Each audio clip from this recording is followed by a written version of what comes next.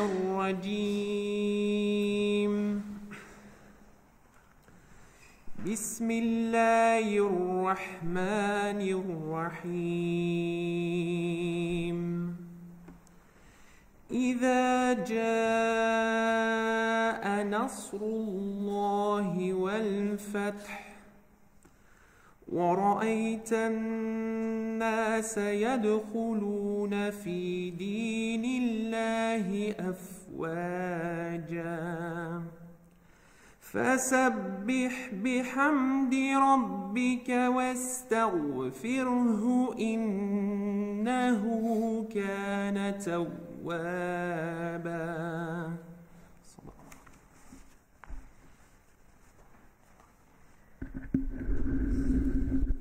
Bismillah ar-Rahman ar-Rahim, bienvenue à toutes et tous à ce jeudi de savoir qui sera animé par deux intervenants au lieu de un pour changer un peu. C'est mon cher frère Michael Buquet Abdelghafour qui va commencer sur un sujet qui est très prioritaire qui concerne l'éthique et la place de l'éthique dans la vie des musulmans. Donc je salue la présence de chaque sœur et chaque frère parmi vous. Mon copain Sabri Deman qui travaille avec moi à la clinique, qui est médecin. Mon frère le père Pierre Belache, dont je demande qu'il avance un peu, qu'il soit un peu avec nous. Et chacun de vous dont sa présence est très chère pour nous. Donc je laisse la parole à mon frère Michael. أعوذ بالله من الشيطان الرجيم بسم الله الرحمن الرحيم إن الحمد لله نحمده تعالى ونستعينه ونستهديه ونستغفره ونعوذ بالله من شرور أنفسنا ومن سيئات أعمالنا من يهدي الله فهو المهتد ومن يضلل فلن تجد له وليا مرشدا ونشهد أن لا إله إلا الله ونشهد أن محمدا عبده ورسوله عليه الصلاة والسلام. Tout d'abord, barakallahu fik Bachar pour cette introduction. Alors simplement, ce soir, l'objectif de mon intervention, c'est pas de vous faire un cours magistral ou de rentrer dans de longs discours, mais plutôt de vous offrir une petite promenade ensemble, une petite réflexion.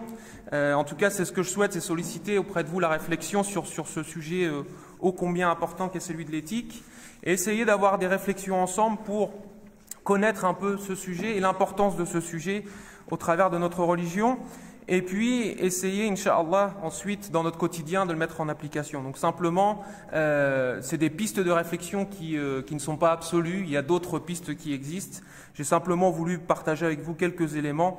J'essaierai d'être pas très long et assez bref pour que vous puissiez, Inch'Allah, profiter ensuite de l'intervention du frère Bachar.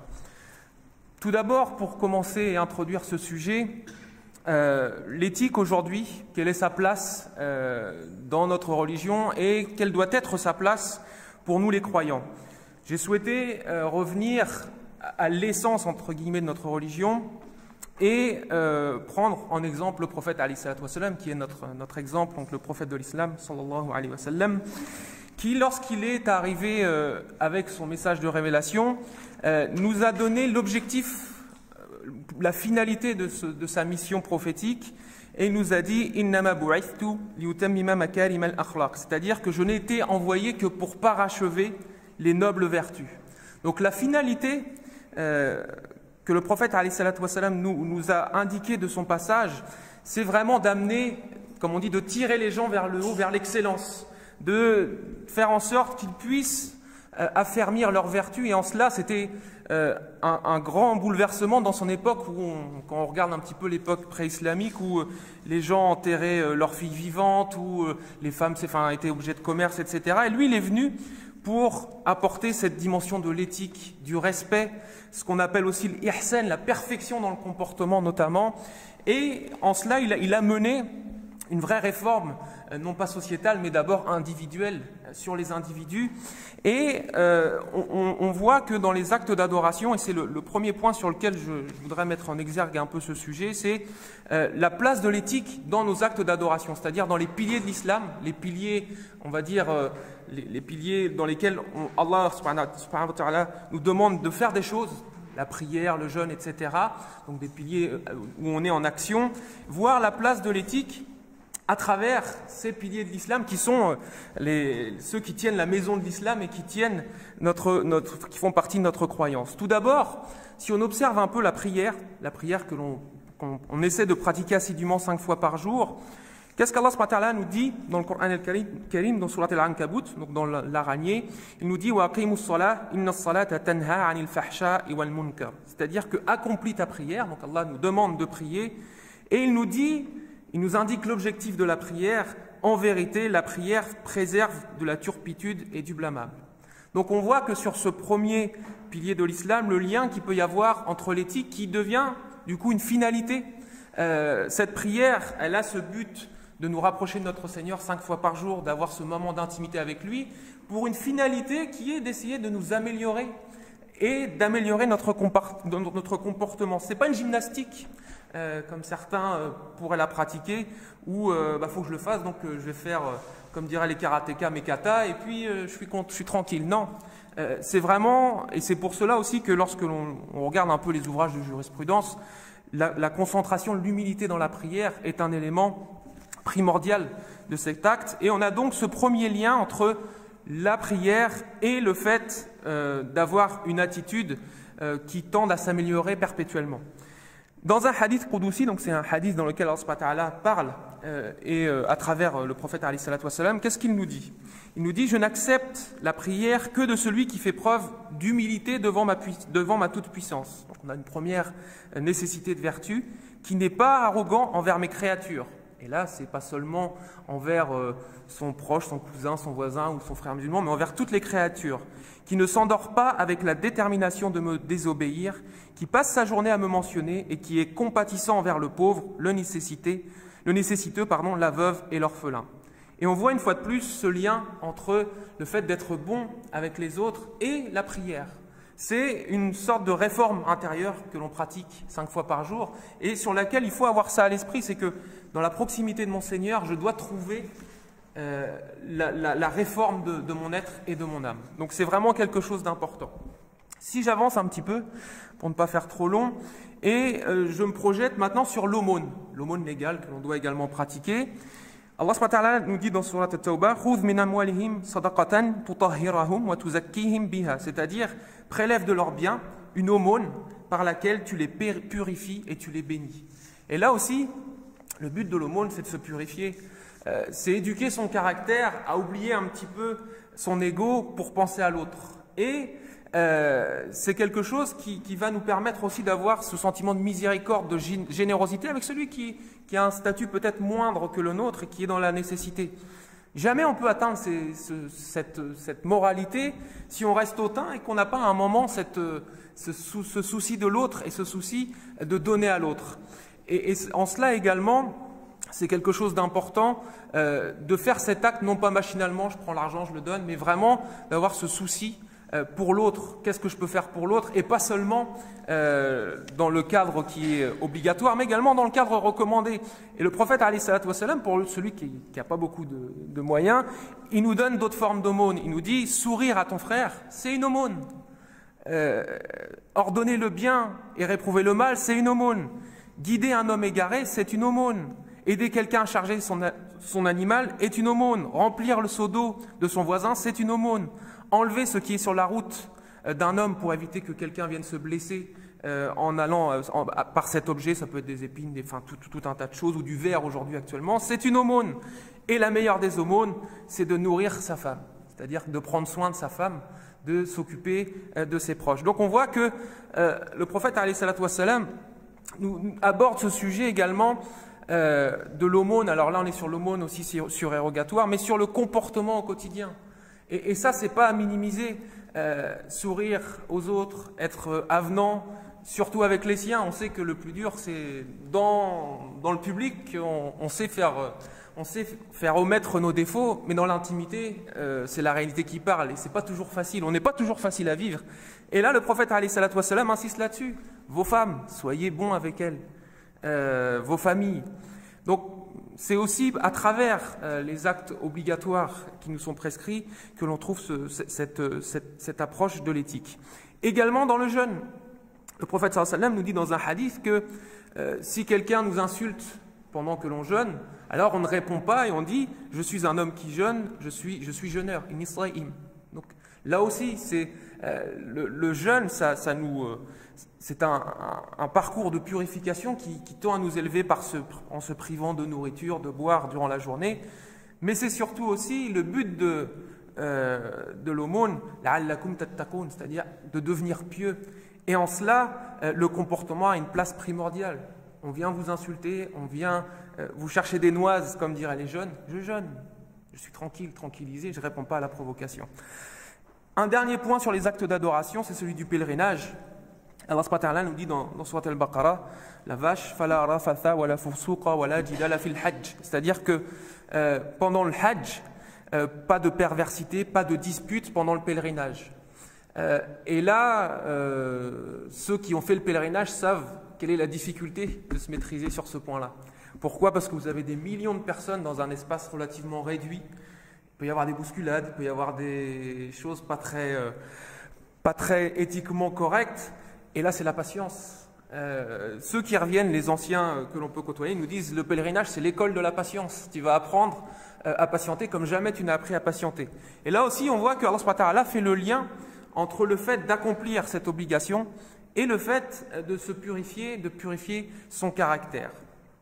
Ensuite, je suis parti sur le domaine de la foi, la croyance, puisqu'on sait que on a dans les piliers de l'islam le fait de croire en Allah et au prophète alayhi salatu wassalam, et puis ensuite viennent les piliers dont on vient de parler. Et la foi, quelle est la place de la foi par rapport à l'éthique? Et là, j'ai relevé quelques hadiths où le prophète alayhi salatu wassalam nous explique que avoir une foi élevée, ça va inéluctablement entraîner un bon caractère moral. Quelques hadiths pour vous illustrer ce propos. Un hadith qui nous est rapporté par Al-Hakim où le prophète sallallahu alayhi wa sallam nous dit « La pudeur et la foi sont un couple indissoluble. On ne peut pas les séparer. Si l'un disparaît, l'autre disparaît aussi. » Donc on voit que dans ce premier hadith, le lien est fait entre une vertu, une partie de l'éthique et la foi. Il nous dit aussi, alayhi salatu wassalam, dans un autre hadith, que celui qui croit en Dieu au jour dernier, qu'il dise du bien ou qu'il garde le silence. Alors ça, c'est... tout le monde, on a tendance à le dire régulièrement, mais à le pratiquer très peu. Là aussi, la croyance est liée à une action, le fait de parler et des fois de parler mal. Donc si le mal, on est tenté de dire le mal, alors on garde le silence. Également, et ça c'est une bonne nouvelle, le prophète alayhi salatu wassalam nous dit que ce qui fait le plus entrer au paradis, c'est la crainte de Dieu et le bon caractère.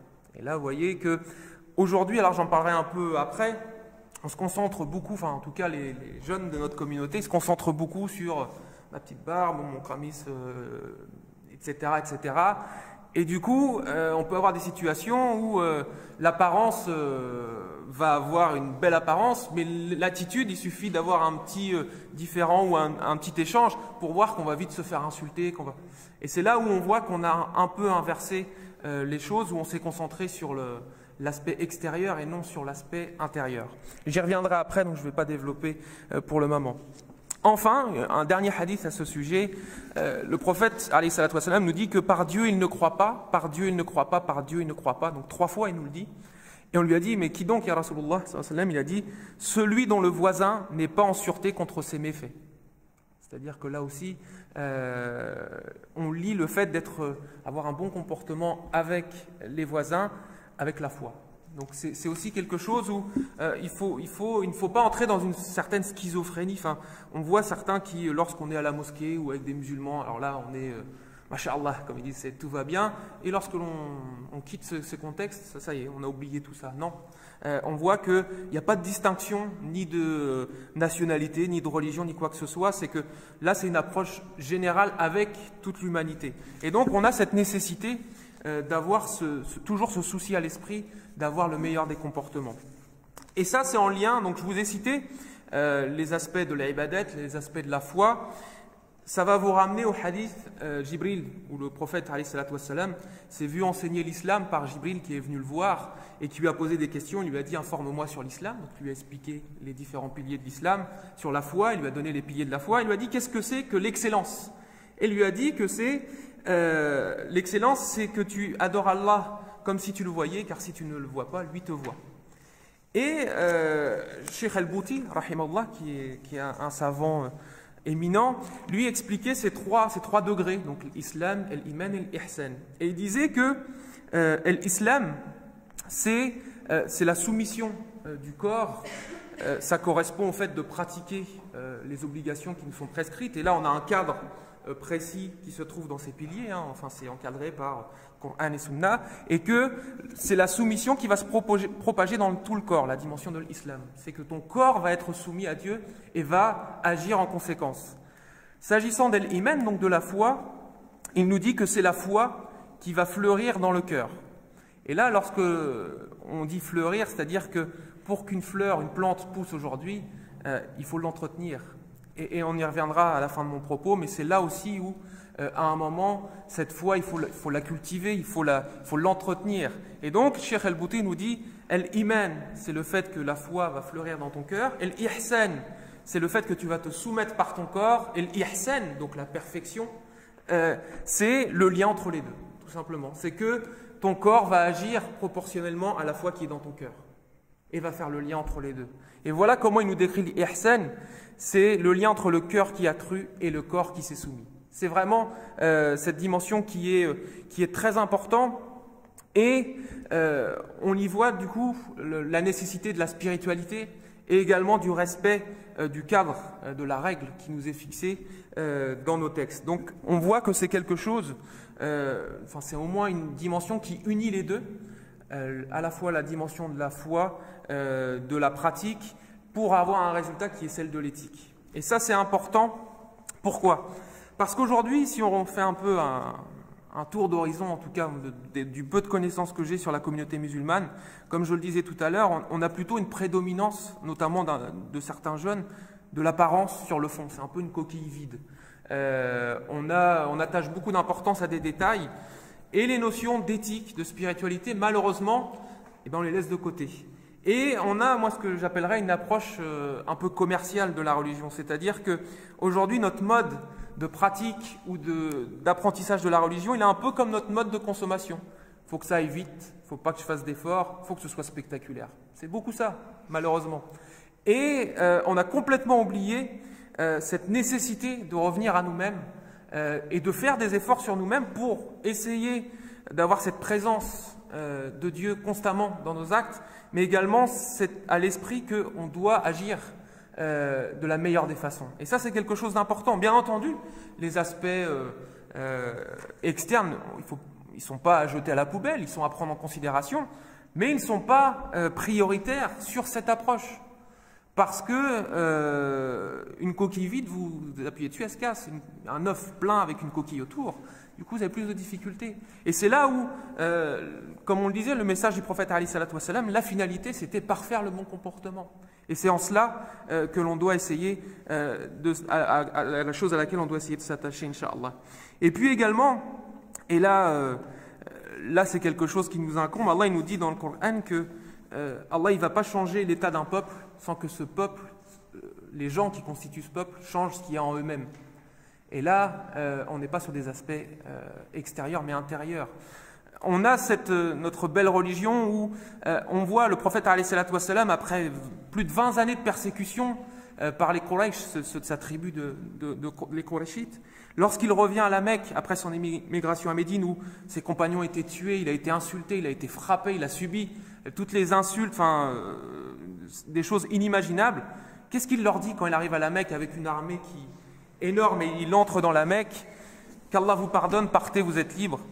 Et qui va entrer dans la maison d'Abu Sufyan est en sécurité. Il leur pardonne.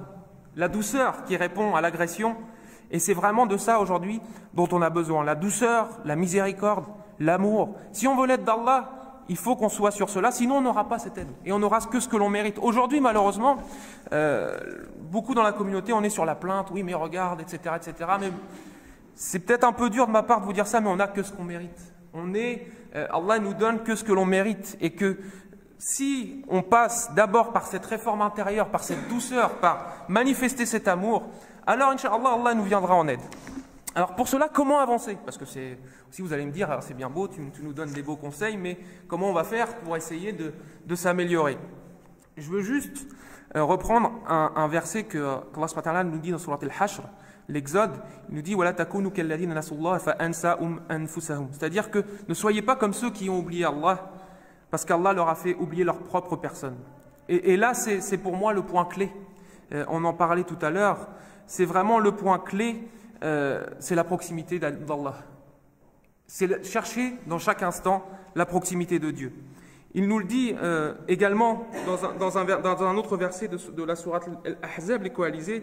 Qu'est-ce qu'il nous dit Allah subhanahu wa ta'ala? Laqad kana lakum fi rasulillahi uswatun hasanatun liman kana yarju Allah wal yawmil akhir. C'est-à-dire que, en effet, vous avez dans le messager d'Allah sallallahu alayhi wa sallam un excellent modèle à suivre pour quiconque espère en Allah et au jour dernier. Et comment se finit le verset? Parce que souvent on entend ce verset, mais pas jusqu'à la fin. Wa dhakara Allah kathira. C'est-à-dire qui évoque Dieu abondamment. Et ça, c'est quelque chose de très important. Le prophète alayhi salatu wa sallam nous le dit. Il nous donne la clé dans une de ses paroles. Il nous dit Al-ilmu bit-ta'allum wal-hilmu bit-tahallum. C'est-à-dire que le savoir, ça va s'acquérir par l'apprentissage. Et l'indulgence, la douceur, l'éthique, la patience, ça va s'acquérir par la pratique. Et comment motiver cette pratique? On en revient à chercher la proximité d'Allah subhanahu wa ta'ala. Essayez toujours d'être proche d'Allah subhanahu wa ta'ala. Et d'ailleurs, on peut faire un lien entre les deux. C'est-à-dire que ton savoir ou ton éthique n'a de valeur que si son but ultime, c'est la proximité de Dieu. Si tu apprends pour savoir que les gens sachent que tu sais, tu n'apprends pour rien. Ou si tu te comportes bien pour que les gens disent lui il est sympa, ça t'apporte rien. Parce que ce que tu dois chercher, c'est de satisfaire Dieu. De satisfaire Dieu et d'essayer de l'évoquer en chaque instant. Et ça nécessite de la sincérité. Un cheikh contemporain qui s'appelle Ali al-Jifri donnait un exemple d'un élève qui cherchait à apprendre. Et il avait le choix entre deux cercles d'apprentissage avec deux professeurs, deux chouyours. Et il est venu voir un homme qui était réputé pour être très pieux, très proche de Dieu. Il lui a dit, j'ai un problème, c'est que ces deux groupes, ils disent qu'ils enseignent selon les sources de l'islam, mais je ne sais pas laquelle choisir parce qu'il y a une espèce de concurrence, où il y a une espèce de... les autres nous appellent, et les autres disent, va pas vers eux, va pas... Il a posé la question à un pieux, et il lui a dit, il l'a emmené avec lui, il a dit, on va faire un test. Et ils sont allés vers le premier groupe, où se donnait le cours du premier enseignant, et tout le monde est assis dans une mosquée, et ils vont devant lui et ils sont debout.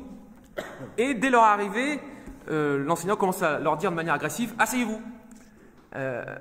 Et eux, le pieux, refuse en disant « Moi je ne m'asserai pas parce que j'ai quelque chose contre toi ». Et l'autre, donc le shir, commence à s'énerver. Il dit « Mais moi j'ai 1000 choses contre toi. Vous êtes des shayatines, sortez d'ici et que Dieu me préserve de vous. » Et il a commencé à s'énerver, à les renvoyer. Et ils sont allés dans l'autre cercle pour tester, ils ont eu la même attitude. C'est-à-dire qu'ils sont restés debout, ils sont devenus devant le shir. Le second shir, l'enseignant leur a dit « Est-ce que vous pourriez vous asseoir ?» C'est pas « Asseyez-vous », mais « Est-ce que vous pourriez vous asseoir ?» Et le pieux de dire « Mais j'ai quelque chose contre toi. » Et là, l'enseignant s'est mis à pleurer en disant qu'Allah me pardonne pour les péchés apparents que vous avez pu voir de ma personne. Et donc, on a vu la différence d'attitude entre un qui va être sur l'agressivité, et ça on le voit aussi. Certains pensent que, alors notamment là je parle pour certains qui embrassent l'islam, ont commencé à rejeter tous les autres. Et non, c'est la douceur. Et on voit à travers cet exemple le parallèle qu'il y a, et soyez très vigilants sur ça lorsque à un moment on va vous proposer d'apprendre ou de vous enseigner quelque chose. Quel est le comportement de l'enseignant? Est-ce que c'est un enseignant qui va vous appeler à avoir un comportement parfait avec les autres, qui va vous appeler à aimer les autres, ou c'est un enseignant qui va vous dire « Oui, mais eux, non, ils ne sont pas musulmans, eux, c'est des musulmans égarés, etc. » Il va commencer à juger. Posez-vous cette question. Là où l'éthique de notre prophète, alayhi salatu wassalam, est présent, la religion est présente. Et ce n'est pas le cas à côté. Donc c'était un exemple par lequel je voulais illustrer cela. Et également, un autre exemple qui me vient à l'esprit, c'est celui d'Abu Hamid al-Ghazali. C'était un grand savant, notamment sur des données spirituelles et mystiques. Et il donne l'exemple entre celui qui apprend sa religion, qui apprend la science, et celui qui apprend la science en étant proche de Dieu. Et il dit, c'est comme si vous mettiez deux peuples différents dans une même pièce, avec un rideau qui les sépare, et un objet, chacun de leur côté, à embellir. Il va y avoir un premier groupe qui va le peindre avec des belles couleurs, qui va faire un chef-d'œuvre artistique, et l'autre qui ne va pas prendre quoi que ce soit en termes de couleurs, mais qui va polir l'objet. Et cet objet posé, le même objet de part et d'autre dans la même pièce, on va lever le rideau et on va voir d'un côté quelque chose de joli qui va être embelli, mais on va voir quelque chose en face qui va faire un effet miroir, c'est-à-dire qu'il va prendre cette belle image et la refléter partout dans la pièce. C'est ça. C'est ça la différence entre celui qui apprend pour apprendre et celui qui apprend pour satisfaire Dieu, c'est que la lumière de Dieu lui parvient et s'étend sur les autres. Et c'est là toute la différence. Donc c'est vraiment important. Et sachez également, pour ne pas finir sur une mauvaise nouvelle, c'est que les récompenses sont nombreuses pour celui qui essaye de faire cela. Je vous en ai cité quelques-unes, mais d'autres hadiths nous disent que qui sont, notamment celui où le prophète sallallahu alayhi wa sallam nous demande qui sont les serviteurs les plus aimés d'Allah, et il répond ceux qui ont le meilleur caractère, sans distinction aucune avec les autres, mais ceux qui ont le meilleur caractère. Et il nous dit également, rien ne va peser plus dans la balance du croyant au jour de la résurrection comme le bon caractère, car Dieu déteste l'homme obscène et grossier, et l'homme doté d'un bon caractère atteindra par cette qualité le degré de celui qui jeûne et qui prie. Donc vous voyez qu'avec l'éthique, on peut atteindre des hauts degrés du paradis, et c'est pour ça que c'est important. Bien entendu, on ne minimise pas le reste, mais c'est très important d'essayer de s'y attacher, parce que les récompenses sont importantes, mais c'est dur. C'est pas facile, parce que on est là sur la voie. Alors certains, quand on parle du djihad, on a tendance à le caricaturer. Là, c'est le djihad. C'est l'effort sur soi-même. C'est gommer tous nos défauts, toutes les choses qui peuvent nous énerver, être aimable dans toutes circonstances. Et là, croyez-moi que c'est ce qu'il y a de plus dur à pratiquer sur soi-même, la réforme sur soi-même, avec les autres. Alors, lorsque tout va bien, ça va à peu près. Mais lorsque on vient, comme je vous le citais dans l'exemple, on vient vous chatouiller un peu, entre guillemets, où les enfants n'écoutent pas, ou des choses comme ça, c'est là où on voit la difficulté d'avoir cette éthique et d'avoir ce bon caractère. Je vais terminer simplement par deux petits points.